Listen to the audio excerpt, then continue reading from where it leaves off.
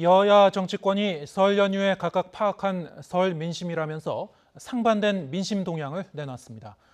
집권 여당인 민주당은 민생을 챙기라는 국민 뜻에 따라 2월 임시국회를 열자고 촉구했고, 자유한국당은 정권이 비리 은폐를 위해 검찰 학살을 하고 있다며 정권 심판을 강조했습니다. 최민기 기자가 보도합니다. 연휴가 끝나자마자 여야 원내대표들은 경쟁하듯 같은 시각에 기자간담회를 열었습니다. 더불어민주당 이인영 원내대표는 설 민심은 곧 민생이라고 강조했습니다. 이를 위해 설 연휴가 끝나는 대로 2월 임시국회 일정을 확정짓자고 야당 전체에 촉구했습니다. 특히 한국당을 향해선 검찰 편들기 정치를 끝내고 국회에 할 일을 하자며 경찰개혁 법안과 여러 민생 법안들을 처리하자고 강조했습니다. 검찰의 일은 이제 검찰에 또 법무부에 맡깁시다. 대신에 정치권은 치열한 민생 경쟁에 나섭시다. 자유한국당 심재철 원내대표는 정반대의 민심 동향을 내놨습니다.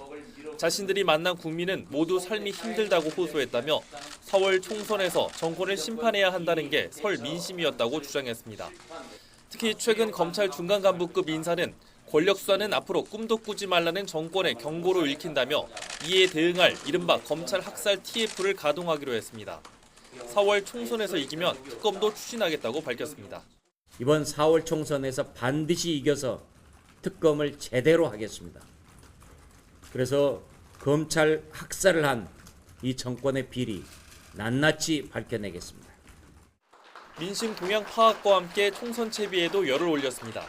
민주당은 13호 영입 인재로 양승태 전 대법원장이 강제징용 판결을 고의로 지연시킨 이른바 사법농단 의혹을 폭로한 이수진 전 부장판사를 공개했습니다. 반드시 사법개혁을 이루겠습니다. 개혁의 대상인 법원이 스스로 개혁안을 만들고 폐부를 도려내기란 쉽지 않습니다. 한국당은 공천관리위원회 2차 회의를 열고 이른바 컷오프, 공천 배제 기준을 구체화했습니다. 특히 청와대 낙하산 인사와 586 운동권, 위선과 거짓선동의 지도자를 3대 민주주의 위협 세력이라며 이에 대처하는 공천을 강조했습니다. 586 운동권들이 퇴출되어야 마땅할 세력들이 국회에 뺏지도 않은 일이 없도록 전심 전력을 기울이겠다 하는 것입니다.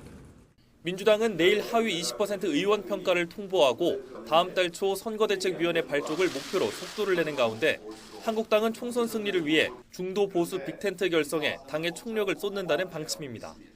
YTN 최민기입니다.